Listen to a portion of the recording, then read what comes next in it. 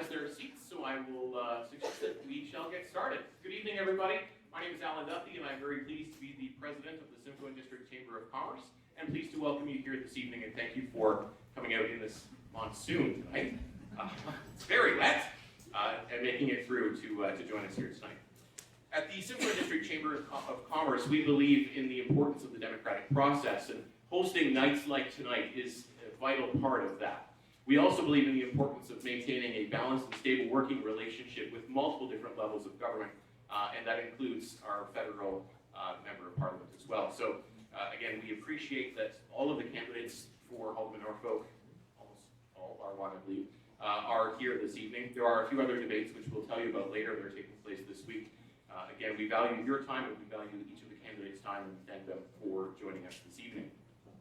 You may notice that there are cameras placed at various stages and places across the room. We are filming this tonight. Thank you to folks at Cable 14. This will air on Thursday evening. We are waiting until the Delhi debate, which is tomorrow night, is finished, and filming will take place at that one as well. So these will be filmed and aired on Cable 14 starting Thursday. We also believe they may be available online, but we will confirm that and we'll share that information with you at a later date. The bathrooms are located just out that door to the right-hand side. Ladies and gents, is out there. Smoking will take place outside of the main door to your right. Speaking of filming, I will say to each of the candidates that your microphones are live the entire night. Yes, the entire night. So please be mindful of that because it is being recorded, and they are continuously live and are voice activated. At this time, I would ask that everybody rise for the singing of O Canada.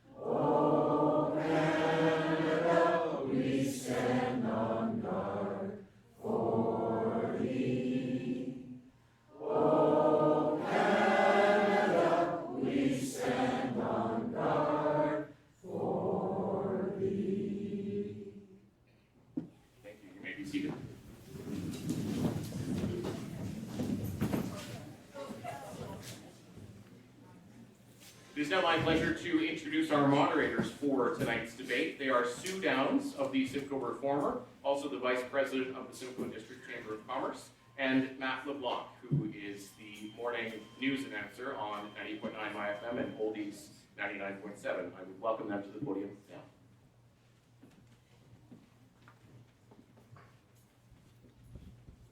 Please hold your applause. We're going to be starting off the night shortly with the opening statements. Each candidate will have 3 minutes to do the opening statement. For the first question, for the first statement, we're going to have you come up to the podium for that. Afterwards, you guys can be seated and just go in that order. When we do get to the first question, we'll go to you, Lily, and then the second question, we'll go to you, Diane, third question to you, Bob, and then go in that order. So I guess without further ado, we're going to get to the opening statements. So Lily, you want to come up? Good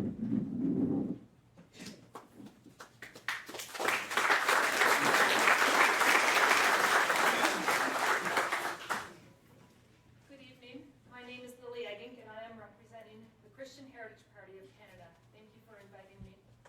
It will be evident tonight that I am not a well-versed politician. Politics have become a popularity contest of taxpayer-funded spending rather than constructive dialogue around fact-based social policy and governance. Here I am, a single mother who is courageous, a small business owner who does not take things for granted, and an overseas missionary who fights for what is right. Here I am, participating in politics because of my concern for Canadian governance, which has clearly ignored the preamble to the Canadian Charter of Rights and Freedoms, which reads, "Whereas Canada is founded upon principles that recognize the supremacy of God and the rule of law." For over 30 years, this preamble has been the CHP's solid and unchanging foundation. CHP is taking a stand for life, family, and freedom. Life is the primary human right. Without life, no other right has meaning. Life is to be valued and respected at all stages. When we choose to exercise our reproductive rights, we choose to enter into reproductive acts. These acts may create human beings. These boys and girls are entitled to their human rights. Abortion is not a charter-protected right and should be defunded, not defended by the federal government. CHP is the only federal party with a policy protecting innocent human life from conception to natural death. CHP fights for all of our innocent Canadian citizens. Strong families make strong communities. We have seen illegitimacy, adultery, and divorce increase. Marriage is no longer a binding contract with God. Parents are being disciplined for disciplining their children. CHP encourages strong family growth through parental child care during the formative years by reduction of taxes, cost of living, and housing costs. CHP fights for a strong family foundation. Freedom. After life, the most important is freedom of speech. If Canadians do not have the freedom to speak publicly and to scrutinize public policy, we are on our way to tyranny and dictatorship. CHP believes that all Canadians must have the freedom to peacefully express their beliefs publicly without the fear of persecution or prosecution. CHP Canada fights for freedom. Life, family, and freedom are things worth fighting for. I caution you, be careful as to what you vote for. Don't vote against something you don't believe in. Vote for something you do. Vote Christian Heritage Party. Thank you.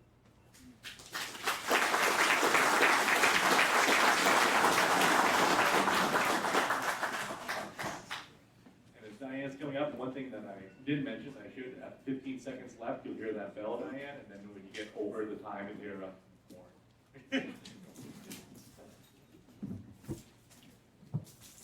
Well, good evening, ladies and gentlemen.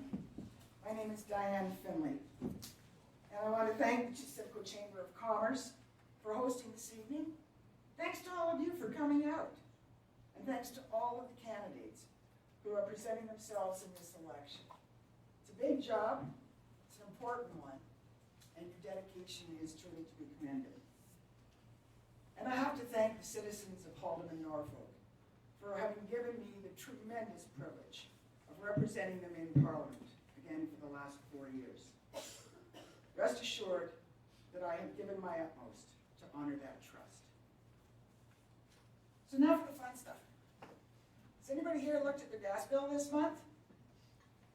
Did you see anything different? How about a little line at the bottom that said carbon tax? Did you see it? The carbon tax at the pumps when you fill up with gas? Yeah, they're putting that shtick on everything. And they've only just begun. The Parliamentary Budget Officer says the current carbon tax will not help the environment. To have any impact at all, it'll have to be 5 times higher than it is now. And the price of gas will have to jump 31 cents. This will cost the average family in Ontario $1,150 a year. And Environment Canada itself already has plans to set the carbon tax 15 times higher than it is right now. So what does that mean for you? Well, it means that the price of groceries, home heating, and anything that has to be shipped will go up too. So why is Justin Trudeau doing this to you? Well, because he needs more money to help pay for his promises, his deficits, and his growing debt burden. This week, Trudeau said that he has no plans to balance the federal budget, ever. He's promising $57 billion, though, in goodies with no way to pay for them. He's using these goodies to try to buy your vote with your money and with your children's money. But Conservatives are offering a real alternative, a real plan to protect the environment while making life more affordable for you. And that's why we'll eliminate the carbon tax, introduce a universal tax cut, increase the seniors' age credit limit, introduce a green homes tax credit, and provide tax credits for your kids and grandkids, their sports, music, and learning activities. So as you listen to the responses tonight, please consider, who do you trust to make life more affordable for you?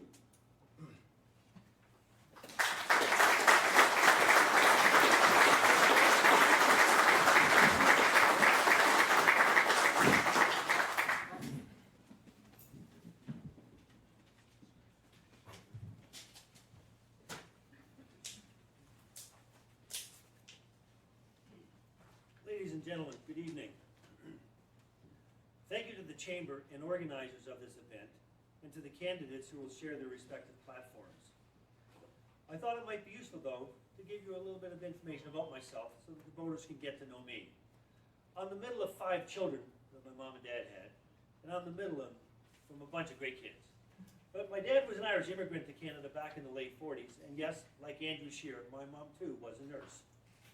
I was quite happily retired after working for 30 years with Johnson & Johnson, the big healthcare company, but over the years, I've seen much squandering of tax dollars, infighting and bickering amongst politicians, stonewalling at committees, and politicians working overtime to cover up the truth and keep secret from Canadians, from you, much that reflects poorly on politicians. Pick a party, same old, same old. One of the biggest challenges that we face as Canadians is the runaway spends of various governments, both current Liberals and previous Conservatives, and all the promises they make. At latest account, the current Liberals seem to want to buy your vote to the tune of about $100 billion. I say, mother of the archangels, where does that money come from? All of us. We are taxed more these days than ever before. We've got a couple of $1 billion going to African countries to fight climate change. Now, do we really think that African dictators are using your money like that? I don't think so. Let's bring that money home. We need full accountability and transparency on these issues. We have young families who are trying to buy their first home, students coming out of school with crushing debt loads, seniors who find it tough to make ends meet. Many of them are just a few $100 away from being broke. This is wrong. Canadians deserve better. We can and we must protect and serve our own constituents. And we at the People's Party, we are doing things differently. We are very different from the old-style political parties in that we will end corporate welfare. We will end foreign handouts. We will cut corporate taxes. We will fix and remove interprovincial trade barriers, abolish the dairy and poultry cartels, cut small business tax, and the list goes on and on. But all the other parties are trying to drive us deeper into debt, promising you anything and everything. The People's Party is just the opposite. We will stop all of those wasteful spends. These are the bold reforms of the People's Party of Canada. Together, we can bring Canada back and unleash our economic potential. So on October 21, I ask for your support for the People's Party of Canada. Thank you.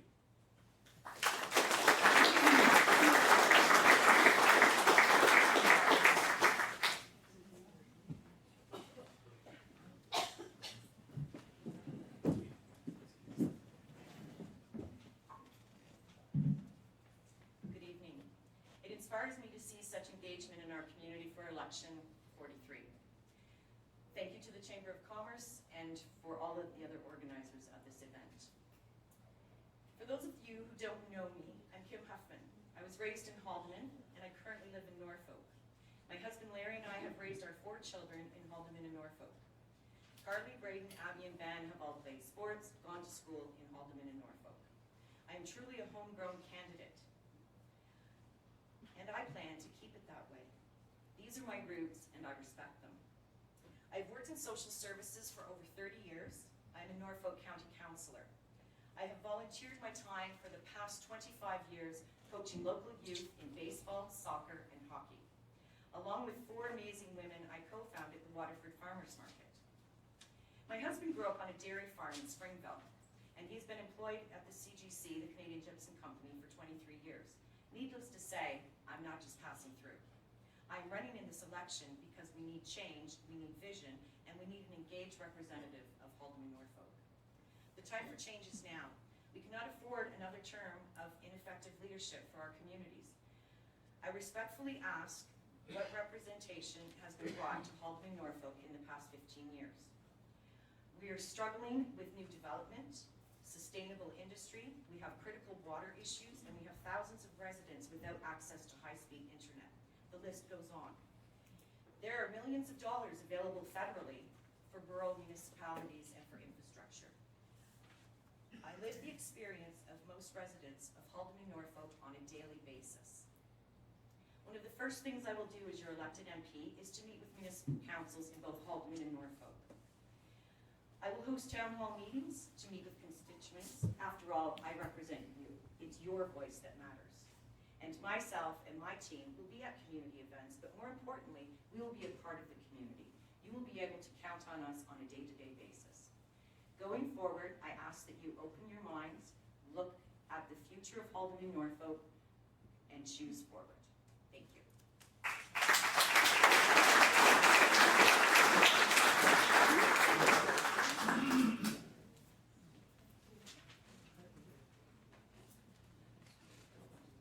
Hello everyone, thank you for being here tonight. My name is Brooke Martin and I am the Green Party candidate for Haldimand Norfolk. I was born and raised here and I've always appreciated the immense beauty and opportunities that exist. That's why after I graduated with distinction from Western University with a Bachelor's of Science degree in nursing, I came right back and started working in a local emergency room and intensive care unit. I've always been interested in politics and always followed it closely. I was trying to figure out what I was going to vote for in October and researched the Green Party for the first time and was very pleasantly surprised by what they had to offer. So I ask that you appreciate that and look at that with an open mind.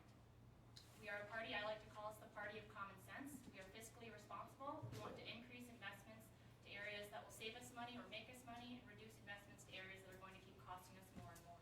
We think the government should be open and honest. We think that all levels of government and all political parties should collaborate with each other to solve the problems that are facing majority of Canadians, and that MPs should be more independent and should vote the way their constituents want and the way that best benefits their constituents, rather than what their political party tells them to do or what the corporate lobbyists tell them to do. We've been fooled by some of the political parties into thinking that the only way to balance the budget is through cutting essential services like healthcare, education, and social services. That simply isn't true, and it actually ends up costing more down the road, and I refuse to pass the buck on to the future generations. With the Green Party's plan to hold corporations accountable and end tax loopholes and tax havens, we will get $18 billion in new revenue in our first year, going up to $54 billion in the years to come. This will help pay for a prescription drug plan, a national prescription drug plan, affordable child care, increased mental health care, will provide affordable housing, and will provide more supports to seniors and veterans. Our platform has been fully costed by the Parliamentary Budget Office to ensure it's fiscally responsible, and we have a plan to balance the budget by 2025. We deserve so much more than we are getting right now. We deserve an MP that is active in the community and has a vested interest in our success. We deserve someone that seeks out one-on-one interactions and interviews with the press and doesn't avoid them.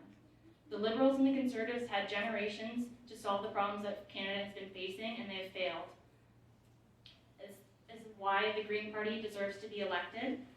We will, especially for this upcoming election, because it's going to be a minority, and it's important to get Green MPs so that we can hold the other parties accountable and make sure that they do collaborate to enact real change. If any riding should be a green riding, it should be Ontario's garden. We can rebuild the Canada we want, and with your help, we will. Thank you.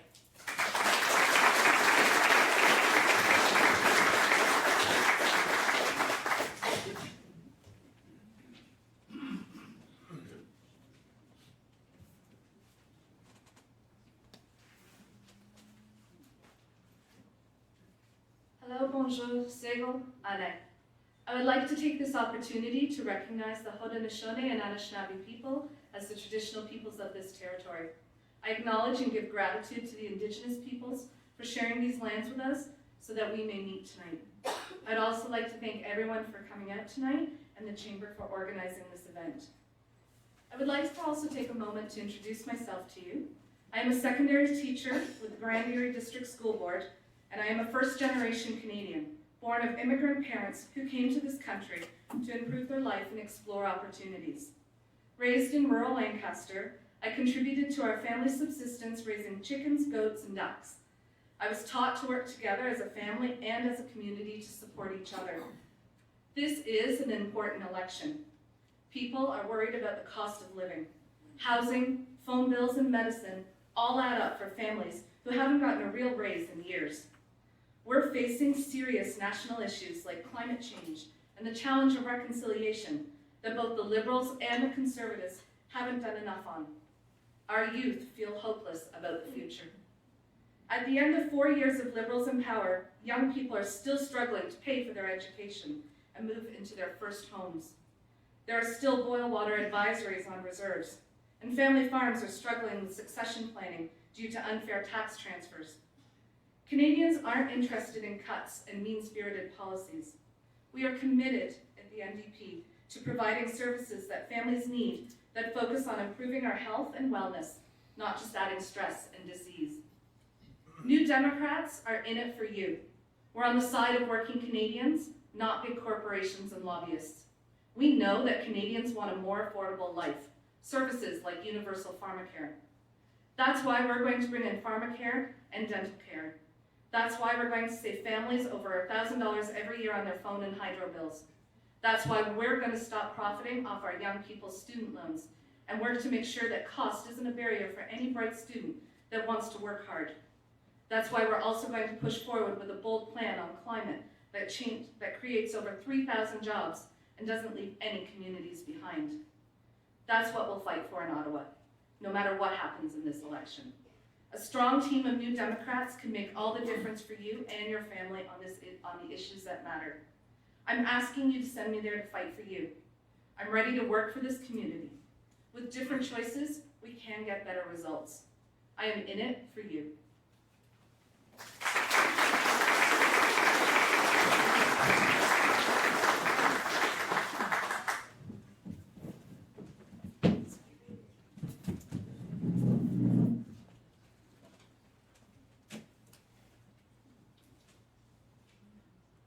Hi everybody, my name is Harold Stewart. I'm from Victoria. My ancestors immigrated here from Italy in the 1600s. They eventually came to Canada. They were United Empire Loyalists in the 1730s. They were one of the original 4 families that settled Long Point. My dad's side, they came over from Scotland. After the Battle of Culloden in 1746, we lost to the English. Unfortunately, we had to go and hide in Ireland. We were refugees. In 1897, we came to Canada. We came to Canada with about 80 to 100 people, 100 Stewarts. The fire hall in Simcoe was built by my great-great-uncle. He was the first captain, Charles Stewart. The story of my family in this area goes back to 1897 and even further. My dad was a fire chief in Victoria for 45 years. For 25 years on the hall for 45 years. My mother was a school teacher at Port Dover, Victoria, and Walsh. My stepdad, he built a multi-million-dollar trucking company with a grade 6 education. He always told me, he says, a piece of paper doesn't mean anything. It's what's inside that counts. I would love to represent this area in Ottawa. I'm a veteran. I served an extended tour in Bosnia. I had 3 close calls. I should be dead right now. About a year and a half ago, I had a life-changing experience. I was sleeping and my kids jumped on me and they crushed my lung and my lung popped. I had a collapsed lung. I woke up about 6 o'clock in the morning and I couldn't breathe. Felt like there was an elephant standing on my chest. I looked around and I was surrounded by my children and I was thinking to myself, I do not want to die like this. So I yelled out to my wife, she's very Italian, she's Sicilian, her family. They came over here in the 50s after the Second World War. I said, Casey, call an ambulance. Casey, call an ambulance. She goes, I'm not getting you a glass of milk. And I thought to myself, I'm gonna die. This is it, I'm gonna die.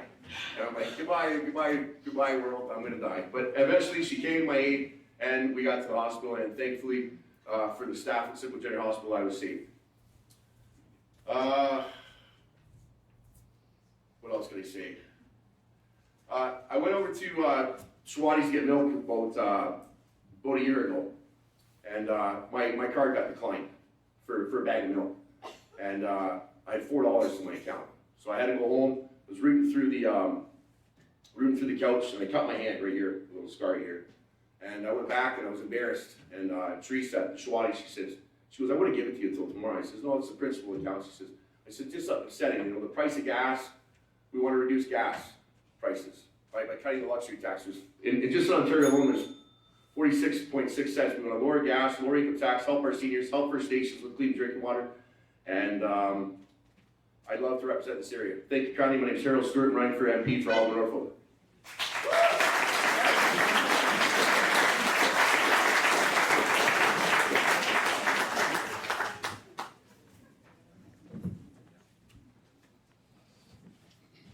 Okay, so thank you everybody for your opening statements. The Simcoe District Chamber of Commerce reached out to its membership to solicit questions and address priority issues. Each candidate has an opportunity to answer each question and has no more than 1 minute to respond. Candidates will hear a small bell when there is 15 seconds remaining in their response, and a horn will sound at the end of your minute. And we've got like two of the best, bell ringers and horn blowers down there that we can ask for. So if we, hear that, then, you're going to be in big trouble.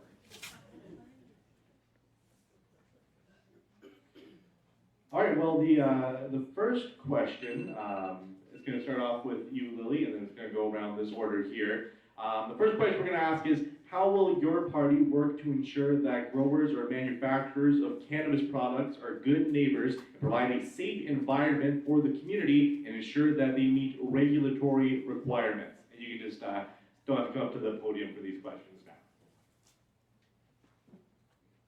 The Christian Heritage Party believes that the legalization of a recreational drug that is damaging to the brain was a bad decision. There has been a triple increase of hospitalization of children and adults that have been poisoned by cannabis. As a dog breeder, I know that there are several dogs that have almost died from ingesting cannabis as well. We would make marijuana illegal other than for medical uses. Thank you. Well, there's no question that the new marijuana bill was brought in too hastily, without any consideration for the impact that it would have on communities like ours, let alone on the safety of our communities when even the police acknowledge that the ability to test for impaired driving does not exist yet. So this was done just far too hastily. But locally we have a real problem with what's known as the Part 2 growers. The legal growers licensed by Health Canada, they're fine. They're not a problem. But the Part 2 growers, the designated growers, are taking advantage of a loophole in the law that needs to be closed. It needs to be closed up so that we don't have the stench. We don't have the lighting issues that are affecting some communities and some neighbors. This is serious. We also have to find a way to work with the municipality, and thankfully Norfolk has taken the lead on this issue. But we also have to take a look at holding physicians accountable for overprescribing plants that can be grown there. But together we can do this, and we need to.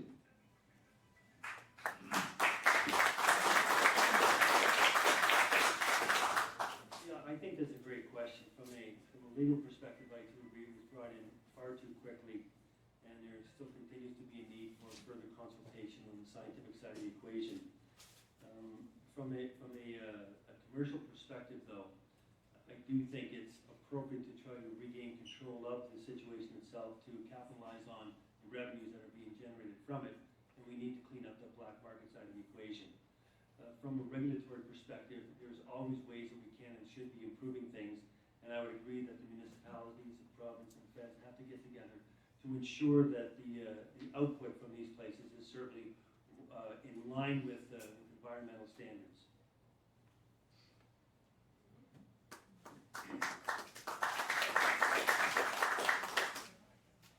In Halton and Norfolk, there are many licensed producers. Licensed producers are businesses that follow the filtration, follow the shading, and follow the security measures. The issue is the designated growers, and these are the issues. For over a year now, residents of Norfolk have been looking for leadership in regards to that. Our municipality has taken a lead without any assistance from our federal counterparts. So what we need to do is municipalities need to have the support in terms of making sure that setbacks are followed, that bylaws are enforced, and that we don't have designated growers in areas with less than a 300-meter setback. It's vital that we make sure that when individuals are coming to Norfolk, that before they get started, they are following the bylaws and the rules of the municipality.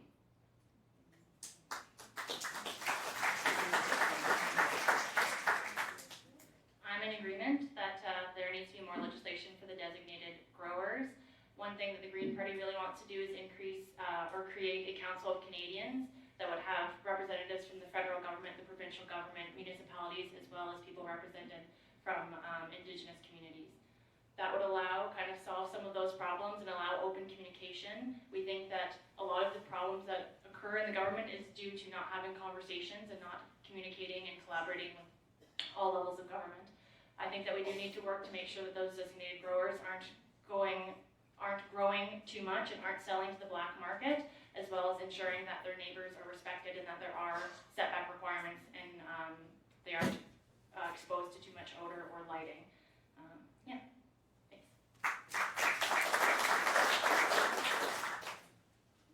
I think when we look at this, we do, as a federal government, we have to work with our provincial and our municipalities.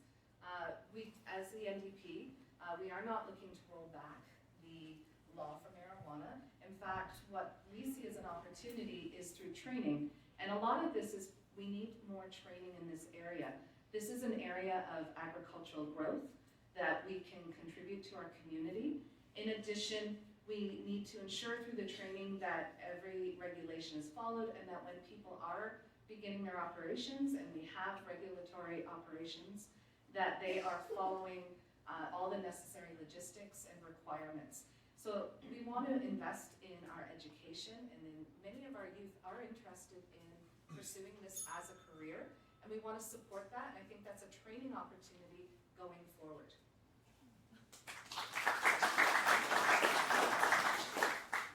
Excellent question, and what the Veterans Coalition Party of Canada's stance on medical marijuana is pro. Cannabis oil has saved the lives of many veterans that suffer from post-traumatic stress disorder. As myself, I take CBD oil daily. It's the best thing I've found. I've been battling PTSD since 2003 when I had my flashback. I was making buses at Bluebird, and CBD oil has saved my life. Without CBD oil, I would probably be a statistic. I would be one of the 22. CBD oil, I'm a firm believer that CBD oil has, there's 90 different cures. Colorado is leading the industry right now. $1.55 billion per year they revenue in 2018. It's a huge cash crop for Norfolk County. We have the best sandy loam soil here, and it's a cash cow for all the local farmers to get on board with and start growing CBD oil for medical marijuana treatment. Thank you. So for the next question, we'll start with Diane. What would you do to create a more favorable climate for businesses and investment in Ontario, and more specifically in Norfolk County? Well, one of the things that I've been hearing as I've been meeting with small business owners is that they are overwhelmed by the changes that have happened to them in the last 4 years. They've seen their tax rates, which were promised to go down, go up. Not only that, but the Liberal government has implemented no fewer than 4,300 new regulations that small businesses have to deal with when they're dealing with the government. 4,300. That has to stop. For starters, a Conservative government will do a 25% cut in the regulations. We will eliminate. Anybody that wants to bring forward a new regulation will have to take 2 away. But we will also reduce the taxes, keep the tax cut promise that we made to them. We'll make it possible for the spouses of small business owners to go back to the dividend, to get rid of that dividend tax rate that the Liberals brought in. There's so many ways, including letting them participate, and in fact encouraging them to participate in developing their exports worldwide.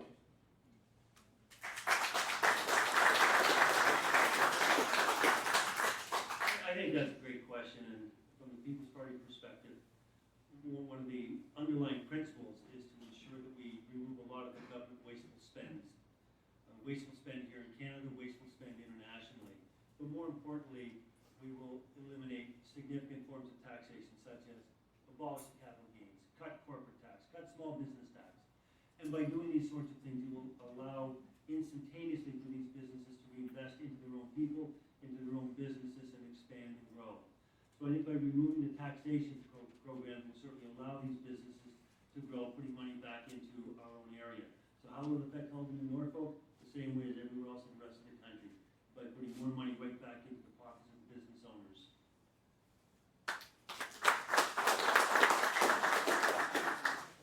To create favorable climate for businesses, we must have an engaged community. We must know that small businesses are the heart of our community in both Haldeman and Norfolk. The Liberal Party has committed to $50,000 in grants for eligible businesses. This will also allow business owners to expand and look at different venues for their business. Lowering taxes for 9 million middle-class Canadians will also help with that, with creating jobs and small businesses. And a new Minister of Rural Economic Development will also assist with small businesses and making sure that they're successful in the Haldeman Norfolk area. Increased federal contributions for infrastructure projects in small communities will also assist many in this area from 50 to 60%, which will directly affect and benefit over 3,000 small municipalities. Small businesses are the heart of our community.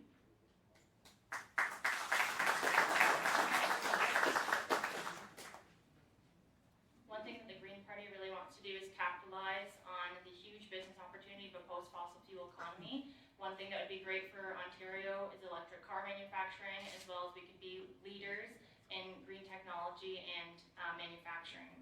We also want to ensure that any new regulation will put in a requirement that it doesn't negatively affect small businesses. Another thing that would spur some business as well is a universal prescription drug plan, which would actually save businesses money. They'd save $750 per employee, as they wouldn't have to pay for that in their health insurance. We want to focus on growing local economies and ensure that communities are more resilient rather than focusing on the multinational corporations like Walmart and things like that. Norfolk County is great in that it has so many opportunities and so many local businesses to support, and I think that we need to work to ensure that continues.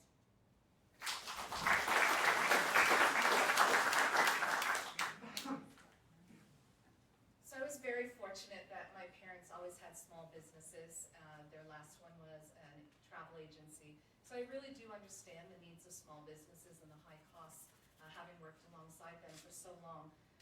It comes down sometimes even to the small basics that you need to operate a business. And that includes things like having broadband internet and decreasing cell phone costs. When you're starting up, these are high costs when your initial fees. So being able to ensure that we have everywhere in Canada reliable high-speed internet is something that a small business needs, especially with so many of them online now and relying on that as a resource for selling products and spreading information. We're also looking at training and retraining based on the local economy and putting our opportunities into where the growth is needed, and not just for people who are on EI, but for everyone who requires extra training, because that's an area of need.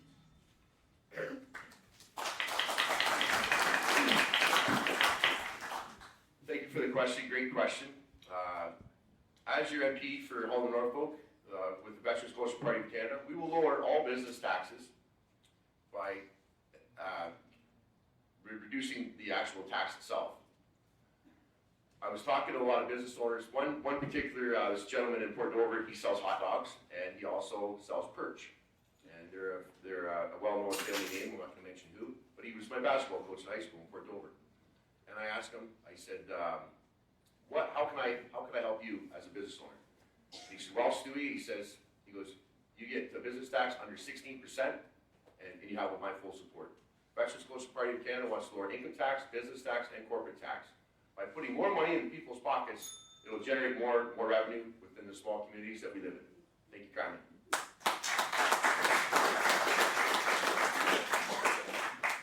Last year, I made $30,000. I had to give $7,000 of that to the government. The Christian Heritage Party has a fair tax policy.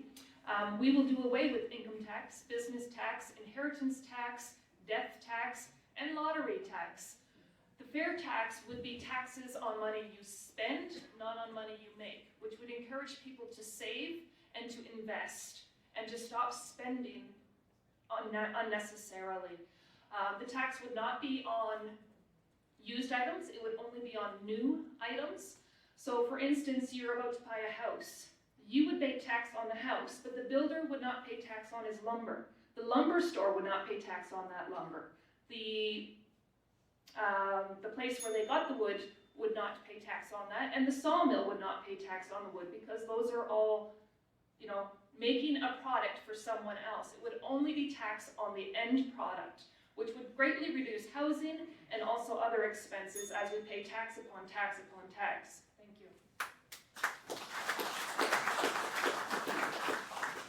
So Bob, the next question will go to you. We recognize the need for senior housing that provides a safe and social and healthy environment. How does your party feel about that? And specifically, senior housing offered with consideration for the environment, saving the natural landscape, preserving heritage properties, and providing a unique approach to aging. Great question. One of the fundamental principles in the People's Party is to recognize that we as a country have some great diverse culture and a lot of heritage. And from the seniors' perspective, they're the folks that built this country. We have to do everything we possibly can to ensure the safety and the comfort of our seniors. So with all of the tax removals that will be taking place, the People's Party of Canada and their governmental principles will be opening up billions of dollars into the economy, which in turn will help produce the environment to create these housing units, and will of course ensure that we have the medical and the social services to support these people in their years.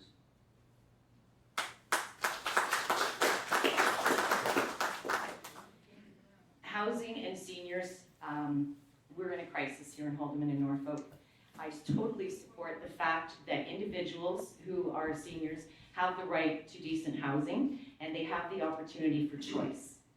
It's important that when you get to the age of retirement, that you're able to enjoy it, that you're able to have additional dollars available to spend at your leisure. Housing should not be something that is taking the majority of your income as a senior. When you're involved in your community and you're engaged and you have a sense of community, all other aspects of your health flourish. The fact that we have opportunities here in Haldimand and Norfolk to build these structures for seniors that would be considered retirement communities as opposed to just long-term care facilities is actually something that the Liberal government supports.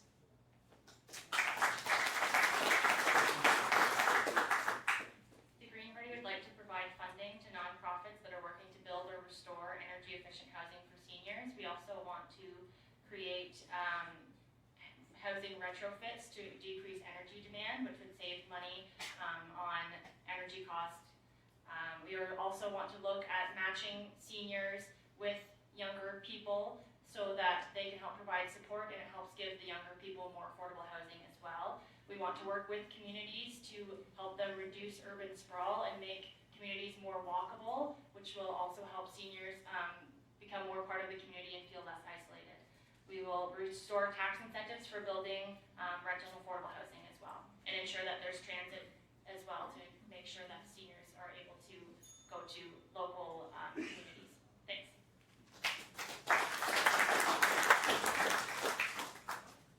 We're in the midst of a housing crisis everywhere in Canada, and it's also affecting our seniors. One of the things that we want to do as the NDP is we want to invest in housing in general, and that includes our rural areas. We're looking at putting 500,000 units of housing over the next 10 years with $5 billion in additional funding in the first year and a half. We also are looking at recognizing that not everyone wants to have to leave their home if they need care. So we are also looking through our medical to look at seniors and home care options and improving to make sure that they're safe and that they receive the care that they need, and that we don't run. We have a situation right now where many seniors can't get home care. My mom is one of them, and we want to make sure that every senior who requires it receives it.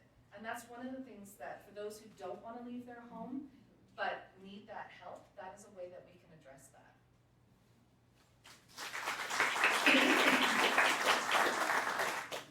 Great question. Thank you very much for that question. That's actually our first platform point. The CPP will no longer be taxed as income. That'll roughly save $200 to $300 per month for the seniors. 13.6 billion was given away in 2015. If we would have taken that amount, that 13 billion, and divided it by the 5 million seniors at the time, we could have given every senior an extra $220 a month, or $2,600 per year. Now I know that might not sound like a lot to some of you, but to seniors, that's a lot. That's the difference between eating a coupon clipping for a can of soup or actually buying a steak. Our seniors deserve better, and the Veterans Coalition Party of Canada will work with the province and the municipalities to build hubs for senior care and to help the seniors by raising old age security and CPP. Thank you very much.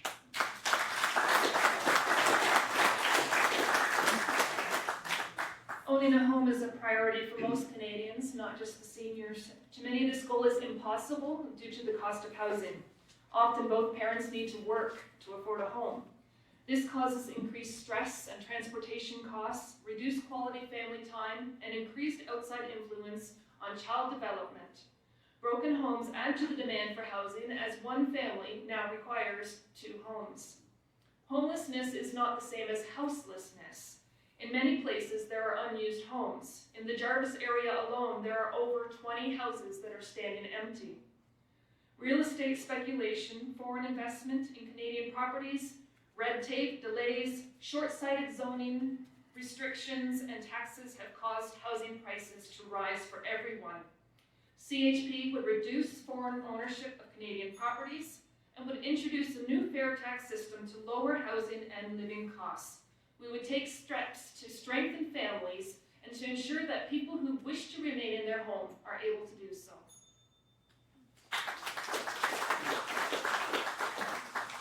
Well, our seniors built this great country, and they need and deserve different forms of housing now than what they had in their previous parts of their life. So far, there are 2 challenges to this. The first is the availability. And that's the one that hasn't been addressed so far by this government. They keep finding ways to make it more affordable for young people. But all that's doing is driving up the demand, getting more people into the market. What we need is to work with the provinces and the territories and the municipalities to get rid of the barriers to building more rental properties that are appropriate to the needs of our seniors. And our government, or our Conservative Party, has committed to doing just that. Work to improve the affordability, but also to make sure that the supply is there. Because without that, our seniors can't live with dignity.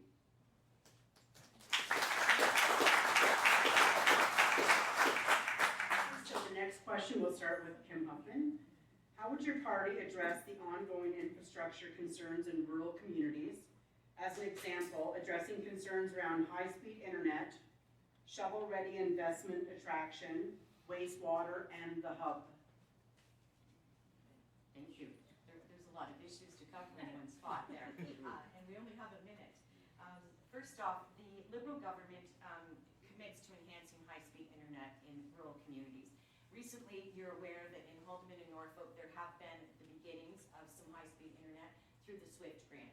This, unfortunately, only covers 25% of the monies that are needed to ensure that all residents in Haldimand and Norfolk have access to high-speed internet. The Liberal Party is committed to investing $2 billion in rural and northern infrastructure projects to support food insecurity, local roads, and renewable energy. They're also committed, like I said earlier, to a Minister of Rural Economic Development. This will help in terms of accessing funding at the federal level for projects such as the Community Hub. The Community Hub is vital to Norfolk's continuing growth, and we're also looking at some different ways to promote a hub in the Haldimand area as well. This is a benefit for all citizens, and it includes an inclusive and engaged community.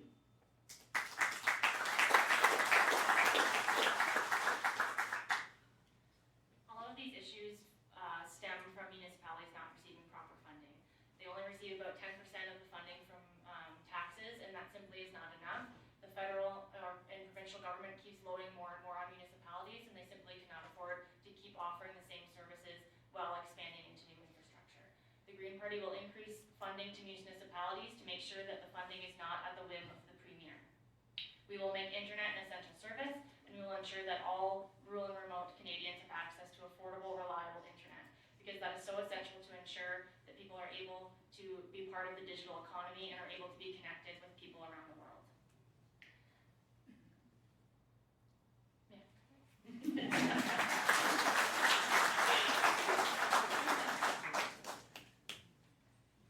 I'm an online girl. I spend many hours online. It's a source of communication between family in England. It's a source of knowledge for me as a teacher. I can't imagine the way that we haven't progressed yet, where everywhere in Canada in this digital age doesn't have access to broadband internet and high-speed internet. There are too many times when I have drop calls around here where I'm not able to access the internet. It's not good enough, and we've been waiting for a while. What we as the NDP are saying, we are going to do it. We need this, small businesses need it, our students need it, our seniors need it to communicate. So we can't have the excuses anymore. This is vital for our community to develop in so many ways. We've also paid some of the highest prices in the world for wireless access. And the NDP wants to make sure that we start dealing with that issue to help lower costs. That has been set and not being regulated whatsoever. So we need to start working on lowering our bills for our cell phones and our internet access.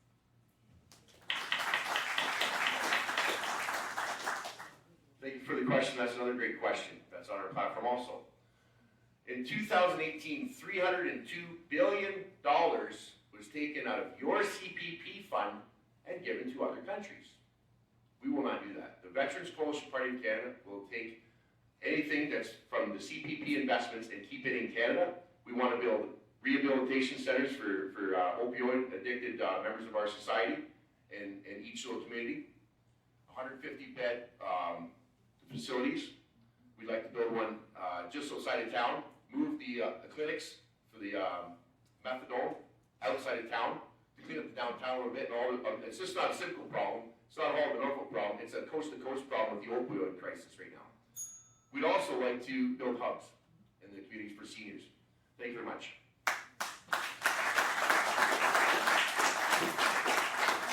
Thank you. The Christian Heritage Party believes that infrastructure is a municipal issue and that we would support them in any endeavors that they set out to put into place. Thank you.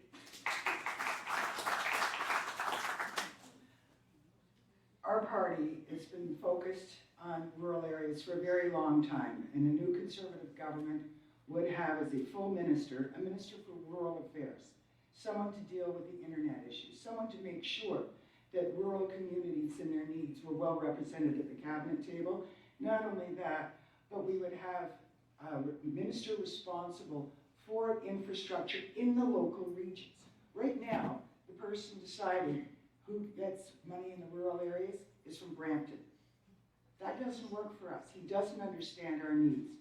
But it's also important to remember we're going to make sure that each region does get its fair share of infrastructure money that way. The same way we did when a few years ago there was a moratorium on building in Simcoe because of lack of water facilities. I was able to get funding, and now the growth has continued in Simcoe. I've already met with Simcoe councillors and the deputy mayor to see how we can work together towards the hub and making it happen.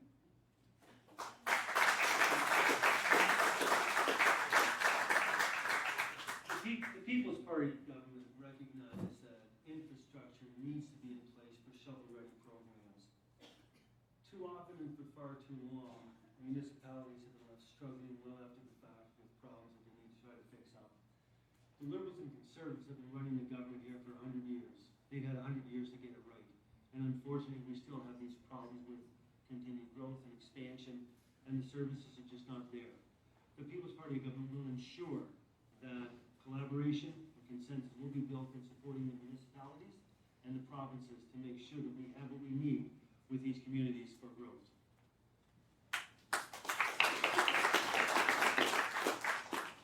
question is going to start with you, Brooke. How would you find yourself being able to influence and be successful in working in collaboration with diverse political influences and opposing political parties? So one thing as a nurse that I've had a lot of experience with is working as part of an interdisciplinary team with doctors and other team members, as well as with members of the public, especially working in Emerge. I encounter a lot of people that are very frustrated, and I'm able to communicate with them, be able to develop what their problem is, and usually I'm able to kind of redirect things and focus on what the problem is and focus on solving that, and don't get distracted by the other things. The Green Party, like I mentioned, wants to create a Council of Canadians that has all levels of government to really focus on collaboration, and I think that would solve a lot of the problems that are currently going on in government. Thank you. Okay, I've taught kindergarten, so if I can teach kindergarten and deal with the conflict there, I think we can deal with trying to work together. Because I truly believe that at the end of the day, most of us are committed in our values in the sense that we want good, healthy lives. So I think that being able to sit down and work together and listen to each other, and that's a big thing. Sometimes we're always so busy speaking over each other that we're not listening to the needs of everyone. And that's the first step. And I think when we come into looking at from a political spectrum and working with our municipalities and working with our provinces from the federal level, to make sure that we're meeting, because we are a diverse country. I've lived in Newfoundland. It is not like Ontario. It's completely different. You have to recognize that diversity. And even within Ontario, that diversity. So it's sitting down at the table and making sure that we're discussing what's similar and starting from there.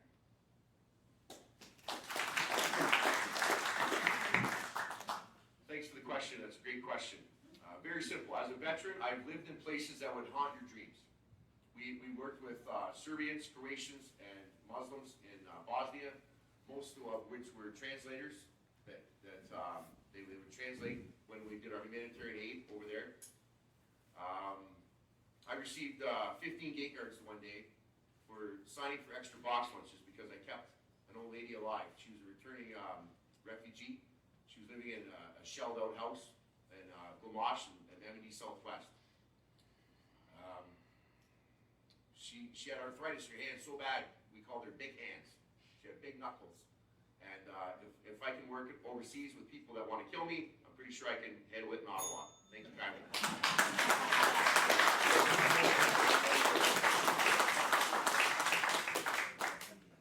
I used to be a PSW in the community, in hospitals, and in long-term care, dealing with all the different issues that these people have had to deal with, be it with government funding or medical health. I was able to help them focus on the problem and find a solution that we could work on together. I've also had to deal with a Children's Aid Society and different group homes and treatment centers as my son for 7 years tried to commit suicide from the age 7 to 13. Through all those trials, I was able to keep focused and find solutions to the problems and to work together to find solutions. My son is now 19 and doing absolutely wonderful. I couldn't be more proud of him. Thank you. One of the best ways to get a good product is to put people together who have different views about how it should be done. Because from that, you get better quality ideas. And that's the way I've always tried to work in management before I got into this. That's the way I worked as a member of parliament. I meet regularly with our mayors, with our councillors, community groups, police superintendents, a wide range of people to hear what needs to be done.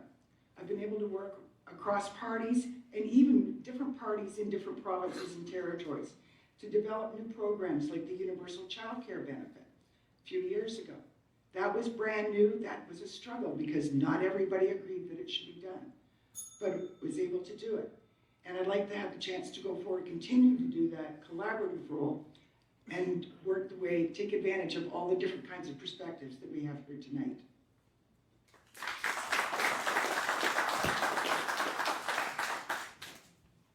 Great question, by the way, and I think the easiest answer from my perspective to that is my history with Johnson & Johnson. I had the pleasure of spending 30 years with working with one of the most diversified organizations in the world. And I suspect it closely resembles that of any federal or provincial government, or municipal government, or other agency. And having had the pleasure of working for so many years with those folks, we had the opportunity to deal with organizations not just around the world, different time zones, different companies, competitors, medical associations, so on and so forth. And I would agree with Ms. Binney that the collaboration is most important. But the background I bring from the corporate world certainly leads well to dealing from a collaborative consensus perspective. And I think it's probably one of the greatest strengths that I have. Thank you.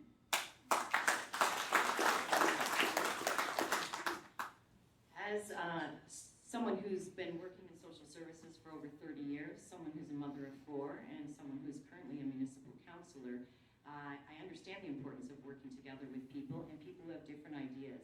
If everyone thought the same, it would be pretty boring. We need to be challenged in our thoughts, and we need to be challenged in our passion. I think ultimately with Canadian politics, the strongest point is I think we're all very proud to be Canadian. And I think working together with other parties, when we're looking at municipal governments, provincial governments, and the federal government, that cohesiveness is the best way to get any kind of results.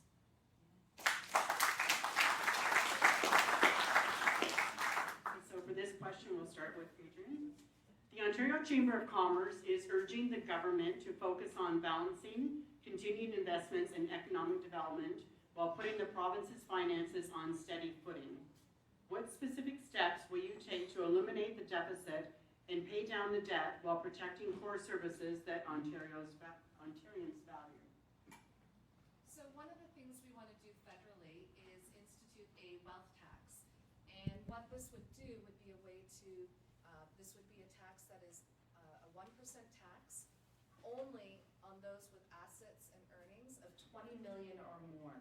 So the idea is that this wealth tax then it is on only those who have very, very high incomes and assets.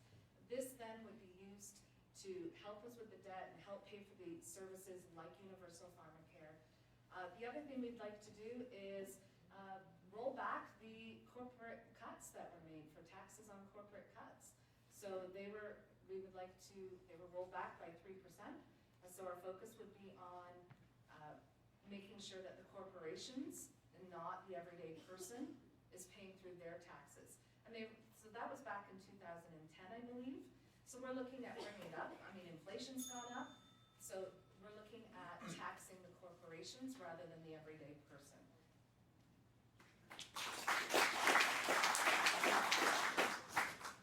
Thank you, that's an excellent question. The Veterans Coalition Party of Canada, we take suggestions. Actually, there's a book here if you want to write a suggestion after, come up and see me write something in here. Everything on our platform is a suggestion from 20,000 people that we polled over the last 2 years. One of the people from Windsor, he was going to run in Windsor. He has cancer, he's fighting cancer now. He works on the boats. He goes, Stuart, he says, why don't we have a federal lottery that's a 50-50 draw? The top 10 winners get half the money. And just in Ontario, 7.8 million people play the lotto. $5 a ticket, $39 million on a Monday. That could be divided in half, 18.5 million. The top 10% goes to the debt, 30% goes to roads, 30% goes to schools, and 30% goes to healthcare, and we don't have to raise taxes. Thank you kindly.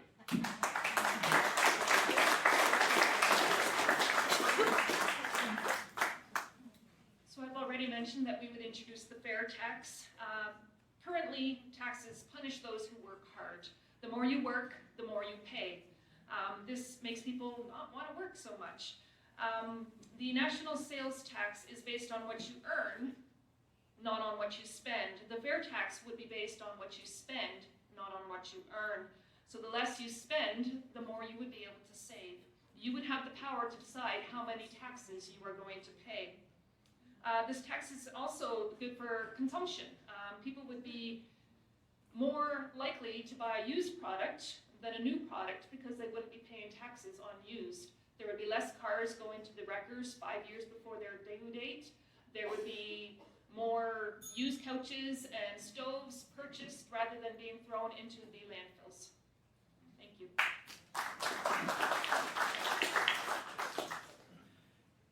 As Canadians, healthcare system, we treasure our education system and our social supports. And a conservative government would guarantee 3% minimum increase in the social transfers from the federal government to the provinces to maintain the level of service that we expect and need and deserve. That said, when your spending gets out of control and you go into deficit after deficit after deficit, at some point those bills have to be paid. And that means two things: raise taxes or cut the services. What we did as a government a few years ago was we cut the taxes. The result was that more people were working, they paid more income tax. That allowed us to pay for programs and pay down the debt. That's why the Liberal government was able to inherit a balanced budget just 4 years ago. And we maintained all of our social services and our commitments to do that.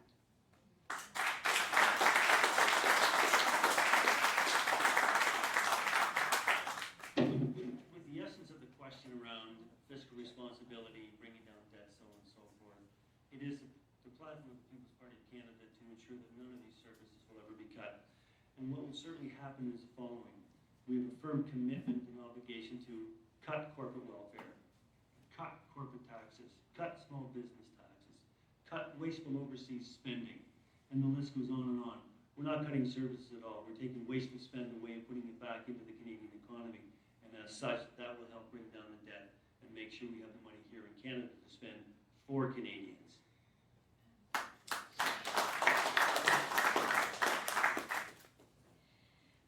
The Liberal government has committed to lowering taxes for 9 million middle-class Canadians and to raising the taxes on the wealthiest 1%. Increasing the child tax benefit will give more money to 9 out of 10 Canadian families, lifting over 300,000 children out of poverty. Currently, the Liberal government is responsible for a 5.7 unemployment rate. That is the lowest unemployment rate in over 40 years. Currently, our economy is in very good shape. Services cannot be cut. I think, as most Ontarians know, we're currently living with services that have been cut in our province, and it doesn't work. We do need to spend money to keep the people in touch and in the services that they require for day-to-day living. That includes your schools, that includes your Medicare, and that includes access to community events.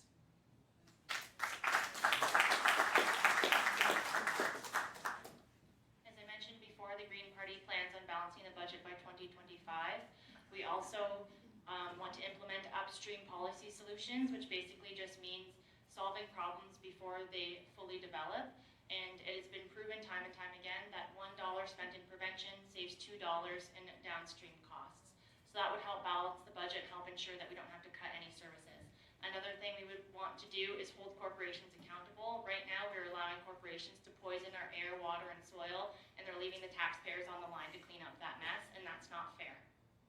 We also want to ensure that they are accountable for the products that they put out and ensure that they are recyclable, reusable, and compostable to ensure that they aren't contributing to the current plastic solution or plastic problem that is currently plaguing Canada. Thank you. Harold, the next question will start with you. What steps will you take to address the skills shortage attracting and retaining young professionals in Norfolk County? That's a great question. Thank you kindly for that question. The Veterans Coalition Party of Canada, we've had many suggestions over the last couple of years, and one suggestion we had was we have a dwindling military. We'd like to offer trades and training within the military to our younger Canadians, and then after they get the training, they can either retire from the military or sign on with a bonus. But what the signing bonuses with trades training, we like to build up our trades within the military and help our youth. Another thing too, we'd like to lower the retirement age to a full pension at 55. That way, we have more people coming into the workforce that could advance through the ranks a little quicker to shift supervisor, foreman. Thank you, County.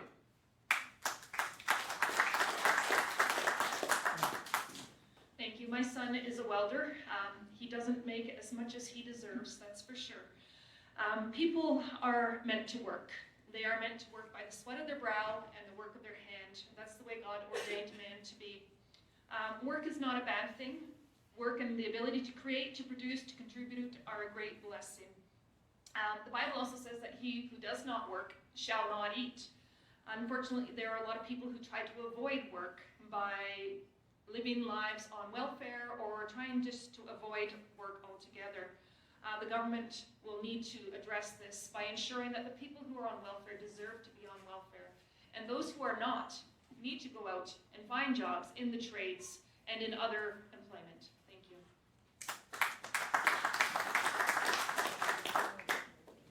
The shortage of skilled trades, young professionals, is not just here, it's right across the country. The challenge that we have here, excuse me, is that we don't have the advantage that many of the larger centers do. We know for a fact that 80% of students stay where they graduate from post-secondary education. So our young people are going away to get these skills and not coming home. What we really need to do is get together and persuade Fanshawe, Mohawk, any of the other colleges to expand their programs here so that we can educate our kids, so that we can keep them here. But when we do that, we also have to make sure that we have affordable housing for them that's available and at a cost that they can manage.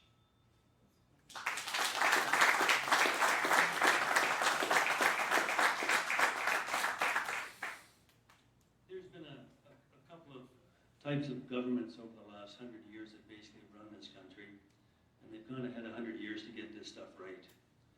And as we see, it's not there at all. We have a big disconnect between what we need in supply and what we have in demand. And from the People's Party of Canada, we will absolutely ensure that there is strong collaboration between all levels of governments to ensure that the training is there, the opportunities are there, the housing is there for all of these municipalities. Because right now, we do have a problem and it needs to be fixed. But let there be no mistake, a couple of people have had about 100 years to figure this out and they didn't get it right yet. It is time for a change. We can get it right.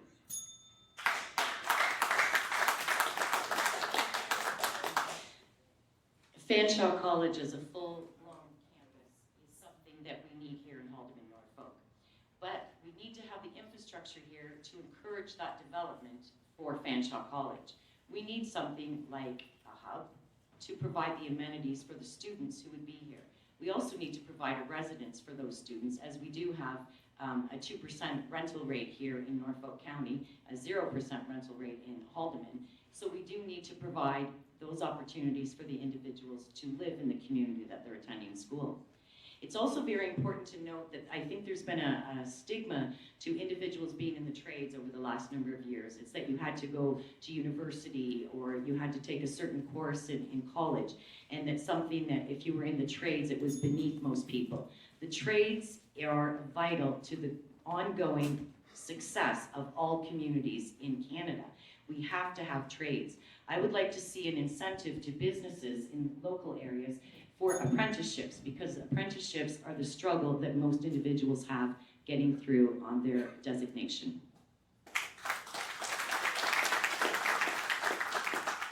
The Green Party wants to provide free tuition for sectors that have job shortages like healthcare and a lot of the trades. We also want to provide apprenticeship programs for people in trades. As one of the only young people on the stage here that did decide to come back from London back to work and live locally here, affordable housing is a huge issue. It's impossible to find an affordable place to rent in Haldimand, Norfolk, especially for less than what a mortgage payment would cost. I think Norfolk's doing great things with in regards to increasing accessory dwelling units. I think that's a great thing for young people and for older people looking to downsize, and that's a great way to increase affordable housing. Another thing that I think that Haldimand, Norfolk has not been fully doing is promoting what we do have here. Like, there's amazing things going on here if you actually open your eyes and do some research and look. We have amazing environmental things going on. We have great waterways and great parks and great small local businesses to support, and I think we need to do a better job at promoting those to other places. Thanks. So I was not only the experiential learning teacher for Grand Erie District School Board for a time, I'm also the daughter of an electrician. I've been raised with trades being important. I know exactly why we need tradespeople. I've known it for 45 years. This isn't new, and the issue of apprenticeships comes down to we also need to support our manufacturing, because the manufacturing it offers opportunities for our students to go even through high school, through different programs like ODAP, etc., to start earning their apprenticeship hours, and it encourages them to stay. But we need to then support our local manufacturing. And one of the things the NDP is committed to do is modernizing our Investment Canada Act and promoting our manufacturing and making sure that Canadian manufacturing is a priority. So all the industries, you know, the forestry industry that is in Townsend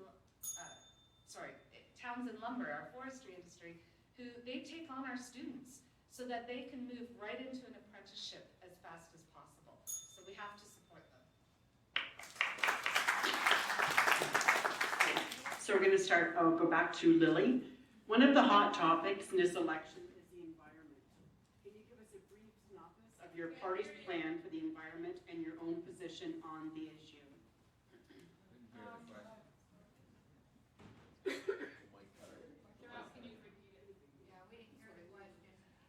One of the hot topics of this election is the environment. Can you give us a brief synopsis of your party's plan for the environment and your own position on the issue? The Christian Heritage Party objects to carbon tax on several grounds: higher levels of carbon dioxide, enhanced plant growth and production, and increases tolerance for soil infertility, weeds, insects, disease, and drought. We need CO2. This tax will not reduce climate change. It will increase the cost of goods and services, penalizing Canadians for heat, light, food, and clothing. Natural resources are under provincial jurisdiction. The federal government is breaching the British North America Act, of which our Constitution is a part of, by attempting to force provinces to charge tax. The conclusion that CO2 causes climate change is unproven theory. Extreme weather events have been happening for thousands of years. There are many scientists that do not accept that climate change is anthropogenic, caused by humans. CHP would rescind any federal carbon tax.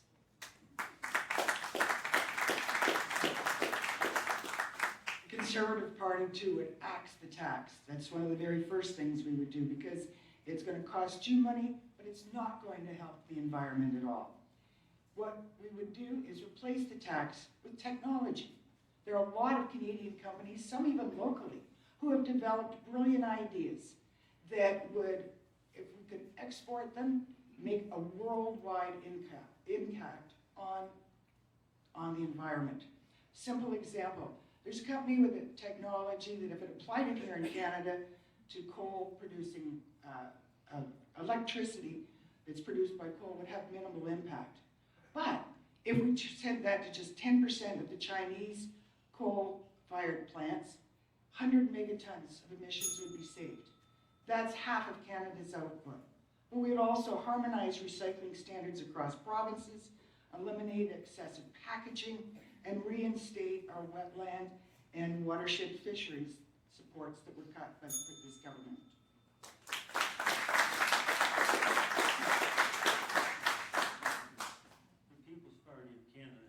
Crystal clear that job one on day one is to cut that carbon tax as well. It makes no sense, and it doesn't do one iota of good for this country. From an environmental perspective, though, the environment is very much a purview of the provincial governments, and we historically have not and will not interfere. However, we do believe that there is an important step that the federal government can take, and under People's Party of Government, we will ensure that the roads and the lakes and the rivers and the air are certainly clean, and ensure that the standards are maintained and met.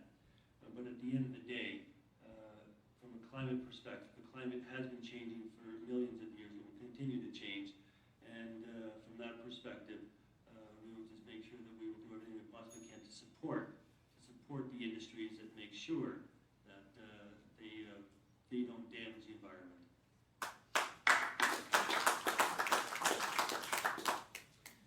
The Liberal Party clearly acknowledges that we are in a climate crisis. there is climate change. Whether you want to refer to it as our weather is changing or the climate is changing. This year we experienced extreme level water in 18 centimeters of water higher than normal out at Long Point. This is in result to climate change. The Liberal government is committing to legally binding 5-year milestones with expert consultation and zero net emissions by 2050. We need to be in alignment with the Paris Climate Agreement, and we don't have time to waste. 2030 is the time where we can't go back on the core temperature that we are ultimately adding to each day on our Earth. 2 billion trees will be planted by the Liberal government, and the carbon levy has proven worldwide that it is the most effective way to reduce emissions.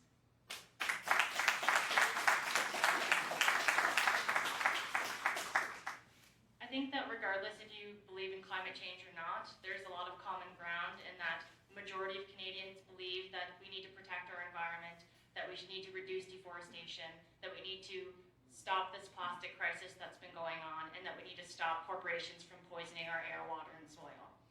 So that is something that we need to focus on, the common ground.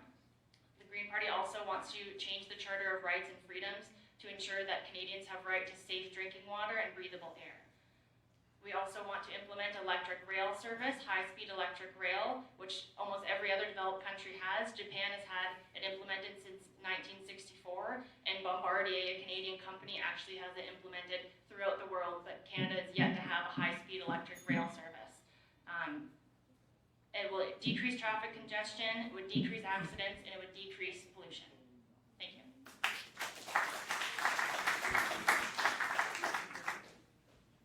The New Democratic Party is committed to enshrining into law the right to a healthy environment, as well as creating a federal environmental bill of rights and strengthening Canadian environmental protection acts.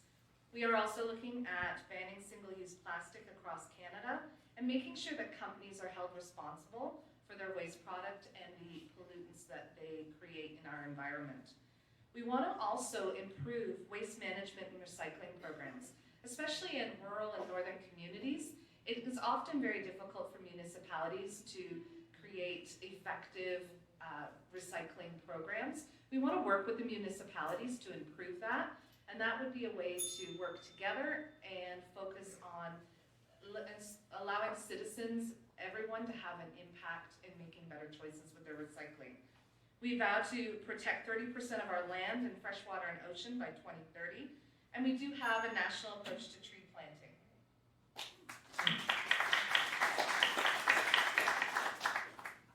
Thank you for the question. That's a great question. The Veterans Coalition Party of Canada will lead the way on cleaning up the ocean. There's a new invention. It's from Italy, actually. They actually take the garbage plumes out of the ocean onto the boat, grind them up, pack them into pellets, and they burn them for fuel to run the boat from. We're going to invest in that technology. We want to bring back the Water Protection Act that was cut in 2014. We want to encourage single-use plastics, forks, knives, and spoons and straws be made from biodegradable hemp oil and/or avocado oil. Have you ever tried an A&W paper straw? They're horrible. You get to the bottom of your A&W root beer, and there's little floaties of paper. The biodegradable hemp and avocado oil is just like plastic, but it breaks down in about 3 months instead of 15 years. Thank you kindly.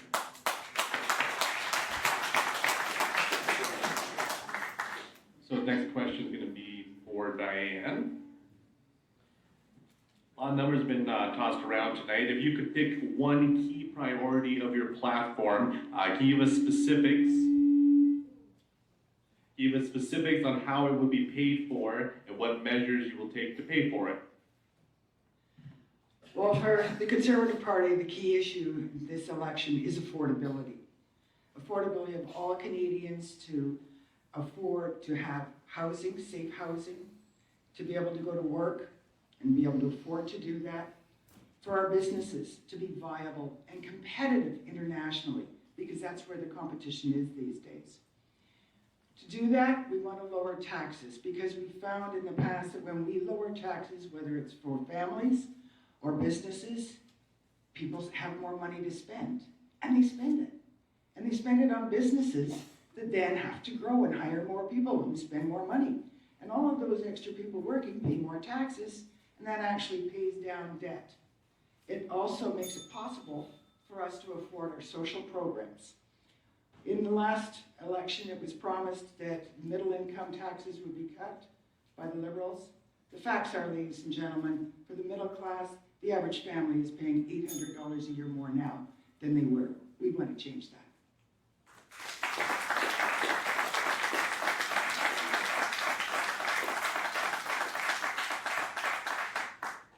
I feel like I'm getting off a little easy with this question here tonight because for the last several weeks you've probably noticed, pick a party, they've been offering you this or that, buy a vote here, buy a vote there, everywhere, buy a vote. That's what's been going on. But the People's Party has been not doing that at all. In fact, from a platform perspective, virtually every one of the party platforms has been around reducing wasteful spend, cutting taxation, cutting corporate income tax, cutting small business tax, cutting corporate welfare, and taking all the money back and using it for Canadians where it belongs. And at the end of the day, when these taxes are put in place, there will be more money in the pockets of people. So we don't really have a lot of ways to buy votes because we're not going to do a lot of those things because our policy is very different than most of the mainstream parties up here today.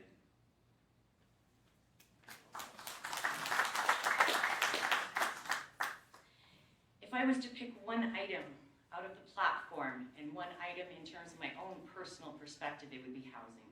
Without housing, you cannot have a job. You cannot cook a meal. You cannot shower on a daily basis. You cannot maintain your health. Housing is the backbone of health and wellness.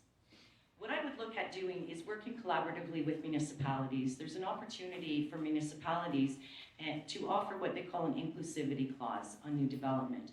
That would mean that we go back to building communities and not subdivisions. We would have different price points. There would be an opportunity for first-time buyers to purchase their first home in the well under the $300,000 range. Then there could be opportunities for seniors who are downsizing from their large family home to a smaller home. If you don't have a sense of community, you don't have a place to live, you can't belong. And that is what we need to do in our community, and we need to be able to provide rental options as well and get those renters out of their long-term rentals into their first home.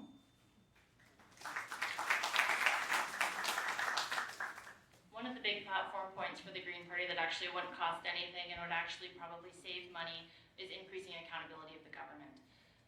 Our MPs make a lot of money and I think we deserve more. I think we need to bring back regular town halls and we need to increase collaboration across party lines and across all levels of government to ensure that people are actually working together. We've been going back and forth between two main parties for generations and we haven't been getting much done because when we switch, they just spend most of their mandate reversing what the other one has built. If we actually sit down at the table and work together on ideas and find common ground, that would stop that from happening and it would stop the wasting of a lot of time and money with this us versus them mentality that's been going on for far too long. Thank you.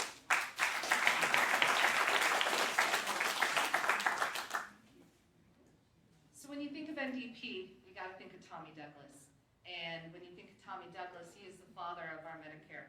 And he turned heads in his Medicare plan when it was enacted in 1962 in Saskatchewan. The plan was that it was supposed to be more than what it currently is, but it never came to fruition. And for the NDP right now, we need to change that. We've been promised years universal pharmacare, and it hasn't happened with previous governments. The NDP is going to do that because we believe in pharmacare. We believe in dental care. We believe in head-to-toe coverage. Because when you make sure that everyone's health is looked after, you begin to create a society of wellness. And we need that. That means that someone who has a $1,500 root canal doesn't have to pay out of pocket. That means someone who's living on $30,000 a year, who needs to afford $1,000 in medication, doesn't have to put out a credit card and go into debt for it. So universal pharmacare is something we need. We need head-to-toe healthcare.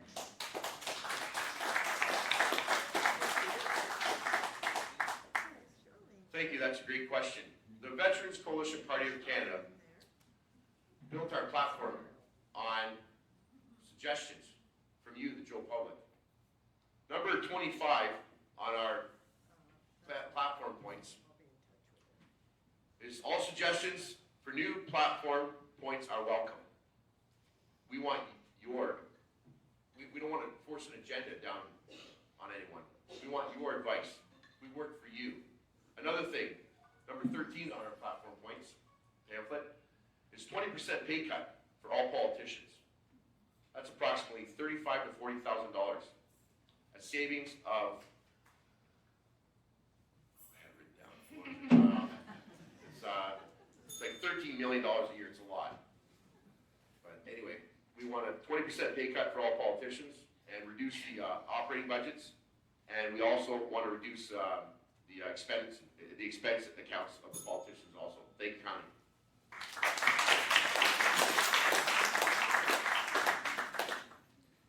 If we allow governments to arbitrarily decide whose lives are worth living, none of us are safe. Killing innocent people is always wrong. The CHP would work to restore protection from assisted suicide and euthanasia. We want to kill the pain, not the patient. We support better access to palliative comfort care. The CHP is the only federal party with a policy for protecting human life from conception to natural death. There are approximately 100,000 Canadians aborted each year.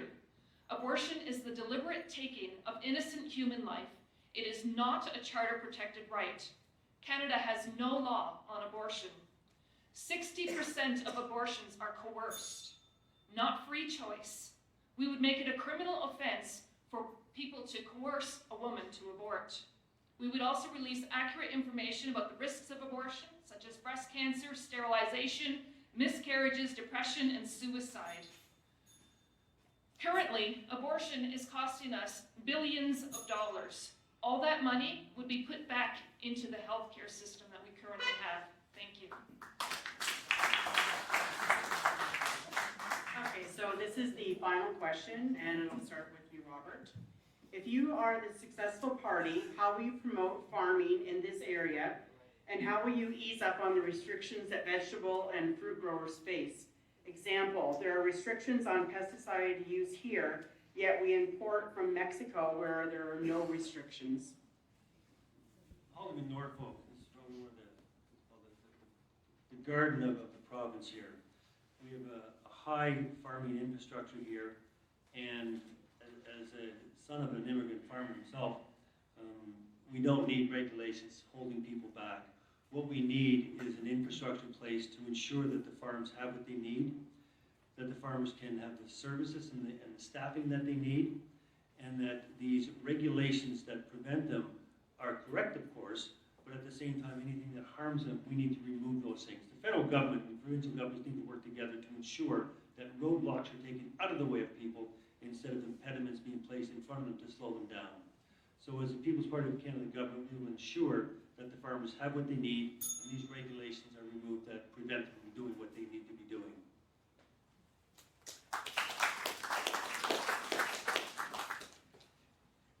Rural Ontario is important to the well-being of all of Canada. In Haldimand, Norfolk, in particular Norfolk, we are known as Ontario's garden. Unfortunately, although we're known as Ontario's garden, there is a high level of food insecurity in Norfolk County and Haldimand County. That needs to be addressed. The Liberal government is committing to creating a modern and sustainable and prosperous agricultural sector through 3 billion Canadian agricultural partnerships with all the provinces and the territories. Protecting a healthy environment for our children, for our grandchildren, and safeguarding our agricultural sector from a changing climate. We need to be aware of the struggles that our farmers have on a day-to-day basis, and we do have two different types of farming here in Haldimand, Norfolk. We have our small mom-and-pop type farms, and we have our large farms that provide vegetables all over Ontario and Canada. So it is important to make sure that we respect the roots of Haldimand, Norfolk, and that we value our rural uniqueness.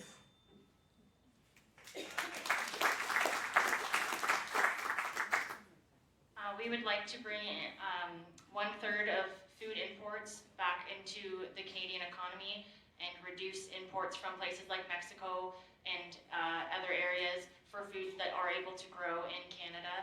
Another thing we would like to do is for rural and remote areas, especially in the northern communities, implement greenhouses and other sustainable initiatives like that to make sure there is food security in all areas. We also want to reestablish local food production and value-added processes like canneries and meat packaging plants. We would like to educate farmers about regenerative agriculture, which helps increase soil health, increases the water that's protected, and provides more healthy food and a more sustainable livelihoods.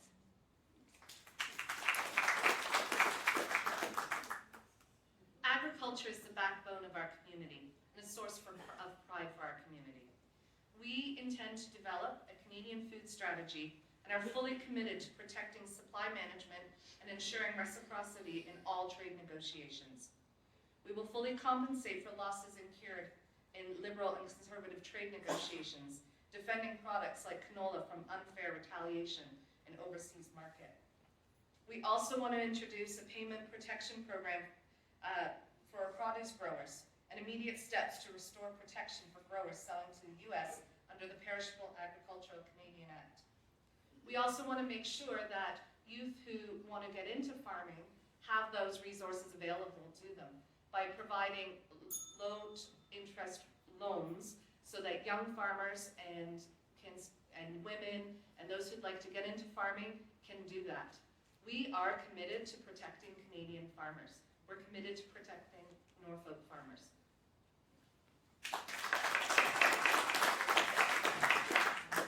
That's a great question. Thanks for that question. First thing, the Veterans Coalition Party of Canada, we've tossed around a few numbers. We came to 10% farm tax, be reduced to 10% farm tax. We support local, buy local. We want to make less red tape. Introduce new products such as medical marijuana for medical use. We like to encourage tobacco farmers that want to get out of the tobacco industry into the marijuana industry and set up a tobacco board-based type of marijuana board to replace the existing tobacco farmers. We could grow hemp and export it. We could grow recreational marijuana and export it. Colorado, they're doing great. Their numbers are huge. $1.55 billion just in 2018 from revenue. That would be amazing for Norfolk County, for Hollywood, Norfolk. That would be amazing. Another thing, I pick tobacco, and the backbone of our Hollywood, Norfolk is the farms. Thank you.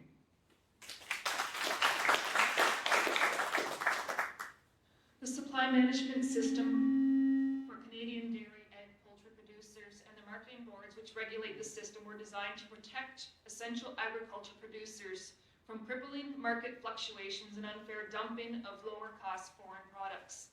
Supply management is not perfect, but it is essential, and the CHP would review each marketing board on a case-by-case basis to ensure they are still meeting the needs of the producers they represent, as well as Canadian consumers. CHP supports family farms as a source of much-needed food, income for many Canadians, and an incredible training ground for young Canadians to learn work ethics and to develop an understanding of God's miraculous design for growth, seasonal cycles, and the rewards of hard work. Our nation should not be brought to its knees through failure to protect our food supply chain from production to marketing and distribution.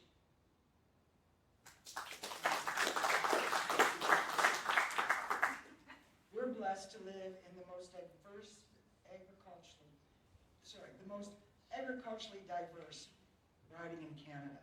That means 90% of what's grown and produced anywhere in this great country, we have right here. So there are challenges being faced we're going to suffer too. Just as our ginseng farmers have suffered in terms of lost market access to China because of all the problems that are going on there. It's not just canola seed, it's not just barley, it's not just meat, but our own producers are suffering as well. So one of the best ways to promote is to ensure market access, foreign market access, because so much of a product actually is exported. To that end, we have a market access secretariat, something that we developed a long time ago, to take advantage of the free trade agreements that we put together. But we also need a common sense approach to be inculcated within the the CFIA, and the PMRA to make sure that our food supply stays safe, but that we also make sure that things are competitive.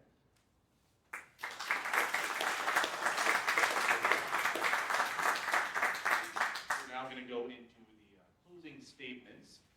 We're going to go reverse alphabetical order this time. So, Mr. Stewart, you would go first, and we'll go along this road here. You each get 2 minutes, and yeah, if you guys want to come up to the podium, we'll do that for the closing statements.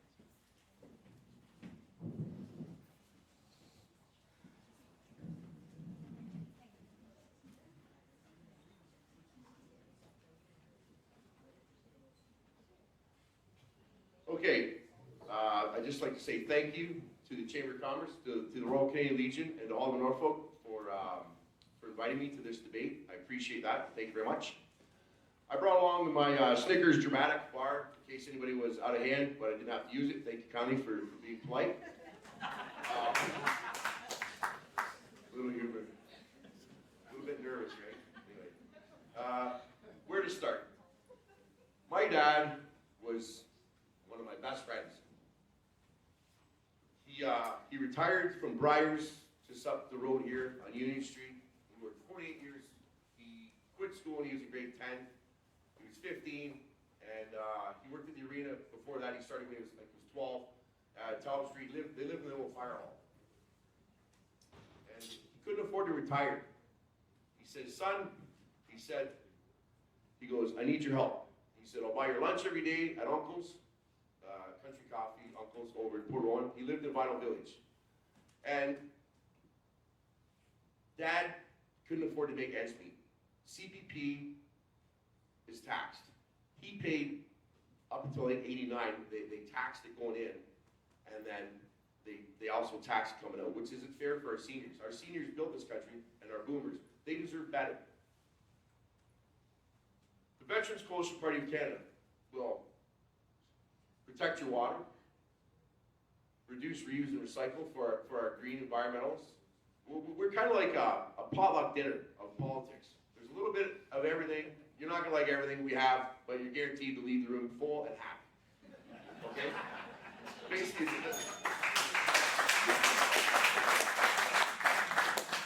and I'll just leave with a good note. You don't have to warn me off, but thank you kindly. And if you elect me for the MP for all of Norfolk, I'll do my best for you in Ottawa. Thank you kindly. God bless.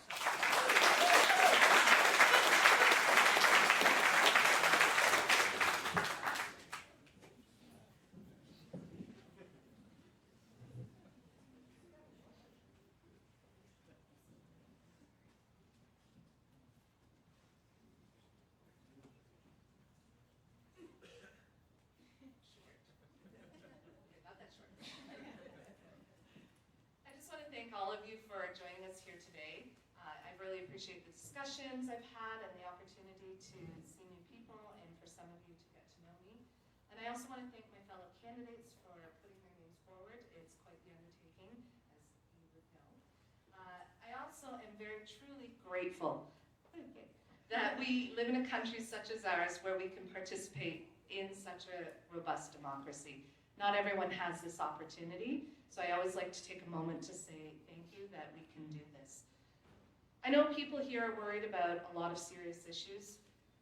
For many of us, life is getting more and more expensive and wages aren't keeping up. I hear this from people all the time. And I feel that we need, for the very richest and the biggest, corporations should pay more so that the average Canadian isn't falling behind. In my role as a teacher, I hear from our youth every day a sense of hopelessness and a fear for the future. That bothers me, but I think we can make changes. But I'm in this for you. For New Democrats are in this for you. I'm asking for your vote because I'm ready to work hard for this community. I'm ready to fight to make life more affordable, improve the public services we all need, bring in universal pharmacare, support and revitalize our communities, and take bold action on the big global issues we're all facing. By sending me to Ottawa, I can promise that you will elect someone that is always on your side. Thank you.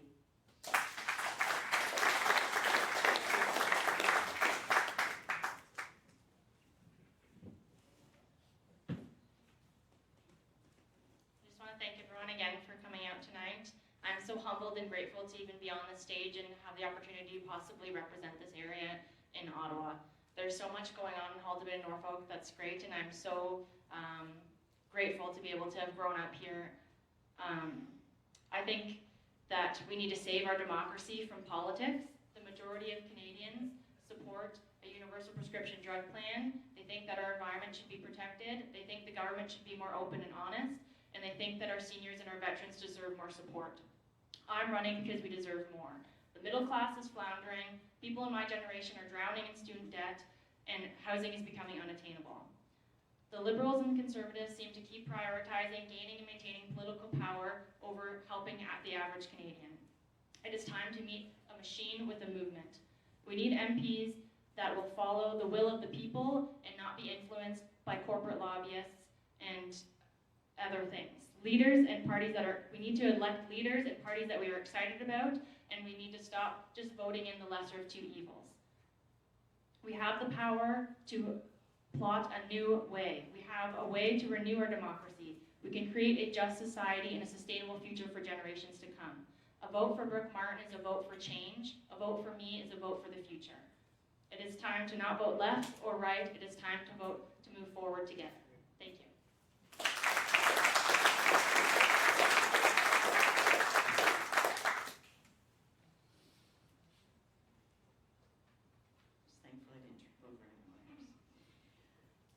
Again, thank you everyone for coming tonight. It is a privilege, as Brooke said, to be up here and to be in the company of all of these individuals who obviously feel very strongly about Haldimand Norfolk. I feel very strongly about Haldimand Norfolk, and I obviously feel that I can make a change here. I don't think we need a change in government in Ottawa. I think we need a change in our local representation. When we get to 15 years, almost 16, it's time for a new voice, a fresh perspective. Our economy is currently in great shape. Our unemployment rate, as I said earlier, is the lowest in over 40 years. Our current Liberal government has kept 92% of the election promises from the last election. That is fact checked, sorry, that is fact checked. So, over 58% of Norfolk residents are looking for change. At this point in time, the polls state that almost 60% of Haldimand Norfolk will not be voting for the Conservatives. If we want this to happen, and if we want to move forward, then we need to make sure that we work together. The millennials are the largest voting bloc for the first time in history. Our representation in Ottawa for Haldimand Norfolk needs to be honest, it needs to be transparent, and it needs to be committed to the community. Thank you very much, and on October 21st, please choose forward.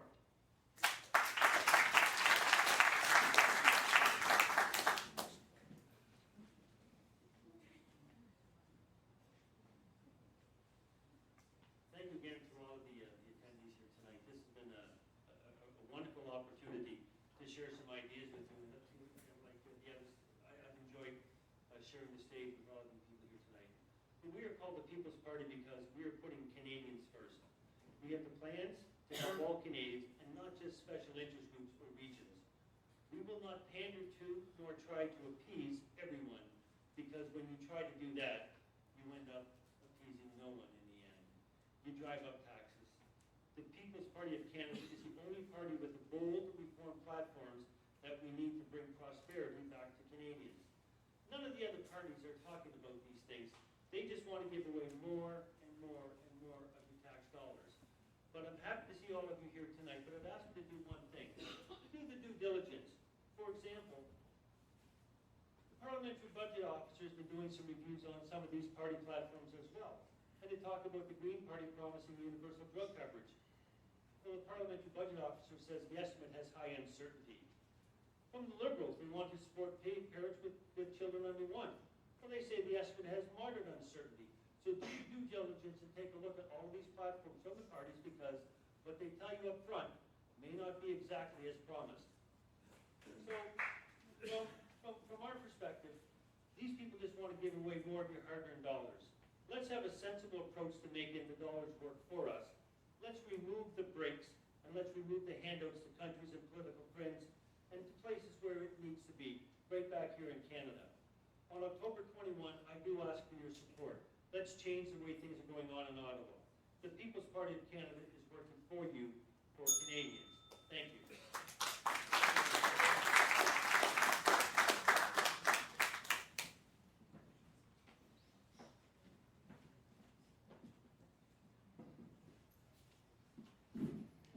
Well, we've heard a lot tonight about promises made during this election, especially by the Liberals.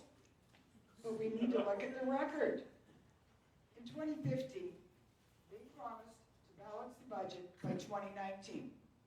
Promise broken. They promised to eliminate the first past the post election system. Promise broken. They promised to honor the tax cuts that we had implemented for small businesses. Promise broken. They promised to deliver infrastructure to our municipalities, but only 60% of that money has been committed, much less of it has actually been sent out. And they promised to reduce taxes on the middle class, but 80% of those families are now paying $800 a year more in taxes. Promise broken. The one promise they did keep, to legalize marijuana. And we all know what a serious effect that has had on our community. And by the way, fact check, Liberal promise is kept 55%. At the doors, people are telling me that they're feeling that everything is more expensive. They're having a hard time making ends meet, and there's little, if anything, left over at the end of the month. A Conservative government would change that. We'd eliminate the carbon tax. We'd introduce a universal tax cut, increase the seniors' age tax credit, introduce a green homes renovation tax credit, make EI, maternal and parental benefits, tax-free, and provide tax credits for your kids' and grandkids' sports, music, and learning activities.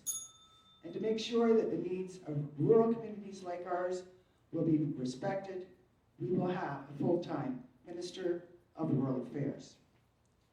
On October 21st, please ask yourself, who do you trust to make life more affordable for you?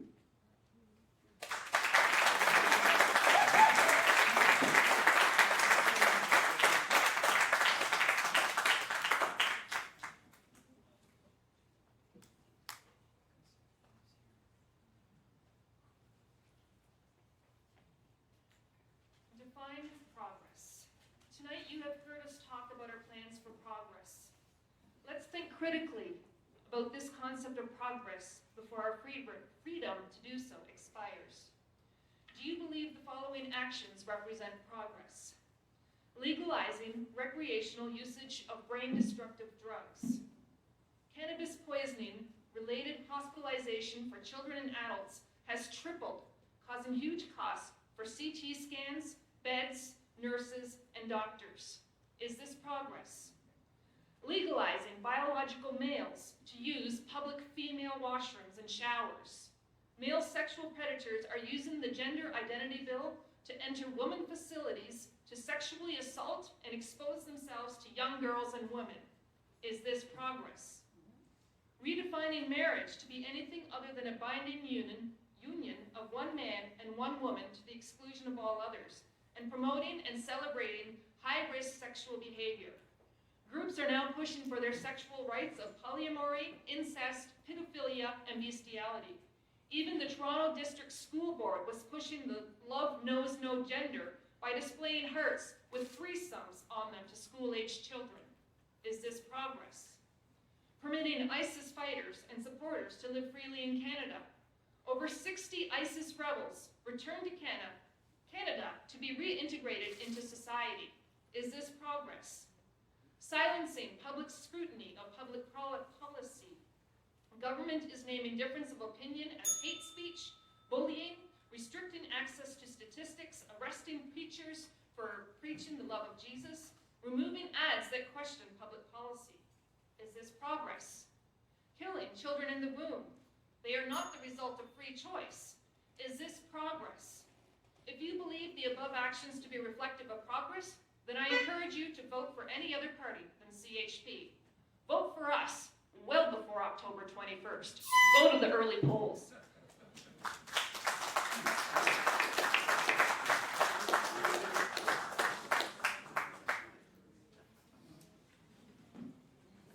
And that wraps up the night.